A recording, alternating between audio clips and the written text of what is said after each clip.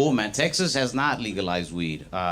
We've been asking them to, and they just gave us more guns. We legalized open carry. We were like, we just want to carry weed. They're like, how about carry a bazooka?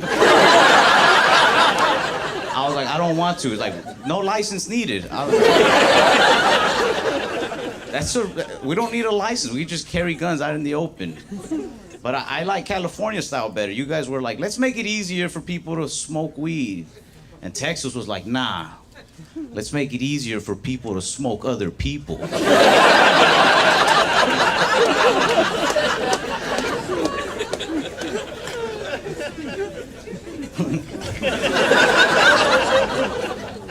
Actually, a while back, I had two friends go to prison for selling drugs.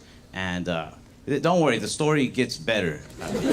Not for them, they're in prison, but for me, I got material out of it. I like it. When drug dealers call you from prison, they always ask the same question. They're always like, who would have thought I'd go from driving the Benz to sleeping in a cell? Everybody. That's why we asked you to stop.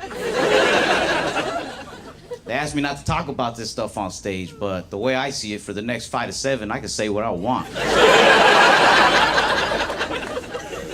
When they were dealing like small-time drugs like weed and stuff, we didn't really care. But when they started moving to heavier things, we sat down, one of our friends, and we had like a real serious talk. Like, hey man, don't go down this route, because nobody wants to see you get, locked up or killed.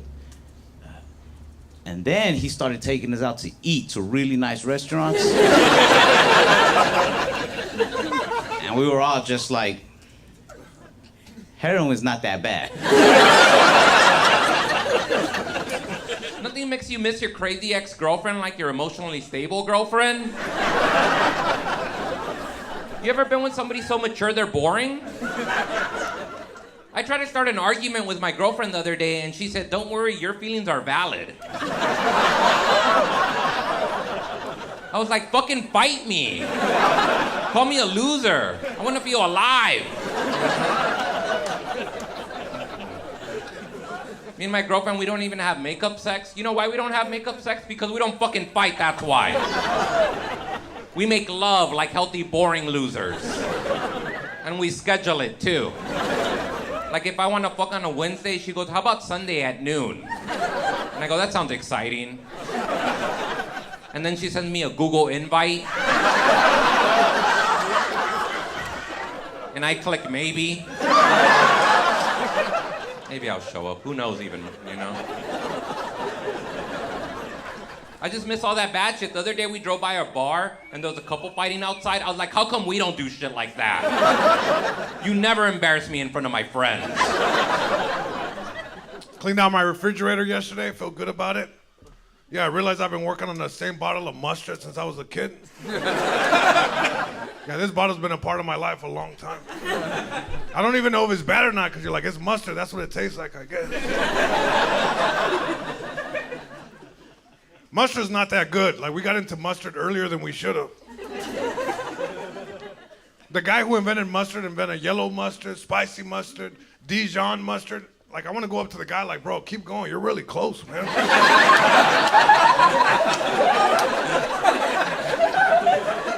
If you ever tasted mustard and it was delicious, that's honey mustard for sure. And honey is doing all the lifting in that relationship.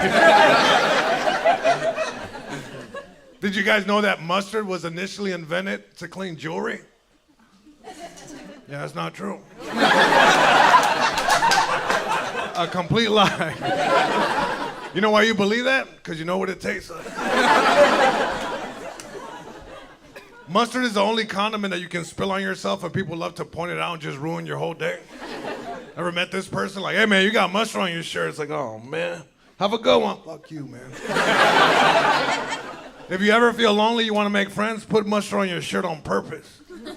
Just walk around, people will come up to you. Like, hey man, you got mustard on your shirt. It's like, oh shit. What's your name, bro? If you take somebody to the movies on a first date, you're showing them that you're not confident in your conversation skills. That's why whenever I go out on a first date, I always take them to the museum Museum is classy, underrated. Nobody ever sees it coming. I'm so confident in my conversation, I'm gonna try to talk to you about a painting that I don't see nothing in. That's confidence. My only problem with museums is I always leave there feeling like I gotta step my vocabulary up.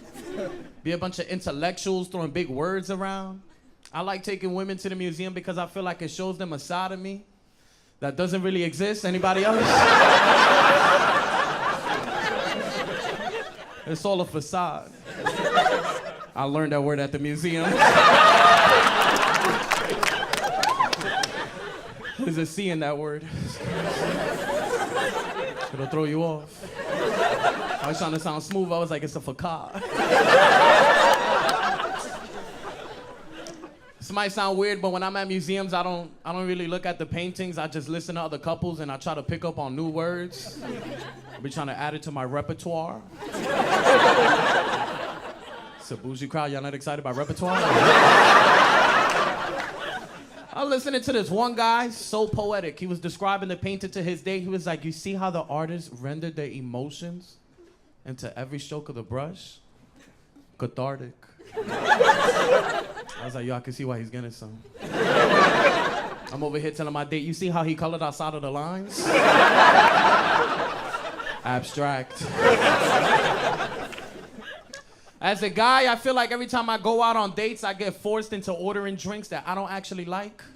Because I'm a man, I have to make masculine choices in my drinks too. I could never enjoy myself. I always have to order whiskey. That shit is nasty. Every whiskey commercial, they say the same shit. This whiskey has been aging in a barrel for 18 years. You know what that shit tastes like? Something that sat in a barrel for 18 years. Why are you gonna judge me as a man because I ordered a pina colada? Shit's come with pineapples, cherries. They make songs about pina coladas. If you love pina colada, I love pina coladas. My only problem with pina coladas is I feel like they never put it in a regular cup. They always put that shit in the curviest cup you ever seen in your life. Pina colada be looking like a bad bitch when it comes to the table. This for you? Yeah. From Los Angeles, I'm from West LA. I have a lot of family from East LA though, and if you guys don't know, East LA is known for like gang violence and drugs and guns, and now it's known for like white ladies that sell crystals. So it's changed a lot. And my uncle Saul, who lives out there, hardcore cholo from like the 90s. Like he's been in gangs, like he's been shot, he's been stabbed. Like I'm pretty sure he's never had birthday cake. Like he's had a rough life. He's hard, dude. And he loves East LA, but here's the thing, he just got out of jail. And he's been in jail for so long that he doesn't know what gentrification is. But he still loves East LA and everything that comes to it. He said, hey dog, you gotta come out to East Los, dog. We got this new restaurant, it's cute as fuck. It's $20 a plate, but it's not about the food, it's about the ambiance. And they got these drinks, right? It's half champagne, half orange juice. They call it mimosa. And it's bottomless, dog. You know what that means? It's forever, dude. Like, it just keeps coming. And like my dead homies, they just keep coming. I was like, dude, are you just talking about brunch? She's like, I'll die for brunch, dog. I don't give a fuck, fool. Get Sunday Fun Day blasted on my neck. Pancakes are tasty, dude. I started these pancakes, dog. And it's funny, so he's hanging out in this like hipster area now, so every time I see him, he's like becoming more and more progressive. So one time I came over to his house, he's like, hey dog, what's your pronouns? I was like, Saul? I didn't know you knew about that stuff. He's like, you gotta learn, bro, you gotta learn. Because gender is a construct. Pero sexuality is a spectrum, fool, you know what I mean? It's like everywhere, dog. And it makes sense too, that's why I bang those dudes in jail, you know what I mean? Like, it makes sense to me now. It makes sense. Like, chicks are cool and all, but sometimes you just want the warmth of a man. You know what I mean? Like, you just chill and watch like a Timothy Chalamet movie. You know what I mean? Like, hey, you're in Hollywood. Next time you see Timothy Chalamet, tell him Uncle Saul said, "What's up, fool? Call me by your name. I'll do more than that, dog.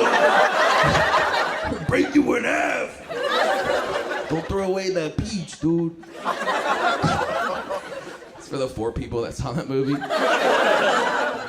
About myself, I was born in Venezuela, guys. I was born there, and I moved to the U.S. when I was 12, so I've been living here most of my life. However, I still feel like I have like this third world country DNA in me, which I love. And that means when you come from a third world country, you're resourceful, like you solve problems quick, right? Because shit doesn't work in a third world country as they should. So you gotta find solutions in life. You just don't give up, right? Like for example, like if there's no hot water, heat it up. There's no manager, okay? You're the manager. And you're always gonna find somebody who's gonna help you in a third world country, and they're always gonna say something like, "Let's see what I can do." Like that's the phrase. And that's everywhere, because the other day I was at this bar, and the bartender was Cuban, and my girlfriend wanted a Diet Coke. So I go and talk to the bartender in Spanish. I was like, "Hey bro, can I get a Diet Coke?" And the bartender realized that I was from Venezuela, so he's like, "Hey bro, so we don't have Diet Coke.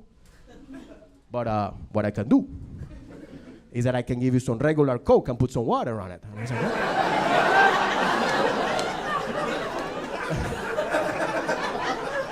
He said that.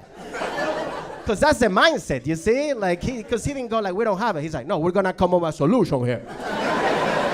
We're going to solve this problem, okay?"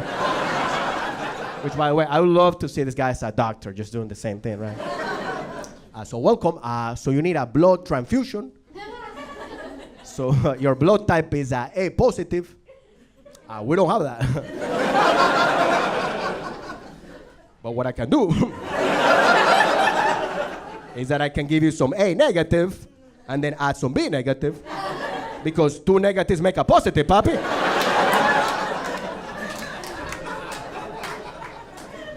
Thank you for the 1 applause.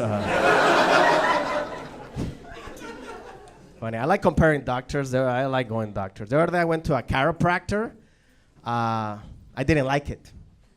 I feel chiropractors, they enjoy their job a little too much. Right? Like they like to comment every time they crack your back, which I didn't know. Right? It's so weird. Like I was there, the guy's like, "All right, I'm gonna get behind you and close." I was like, "Okay, cool." He's like, "All right, 1, 2, 3. Oh, that's good. Oh, you're tight." I'm like, "What the fuck?" I'm like, "I feel your penis right now, man." Who's cracking who?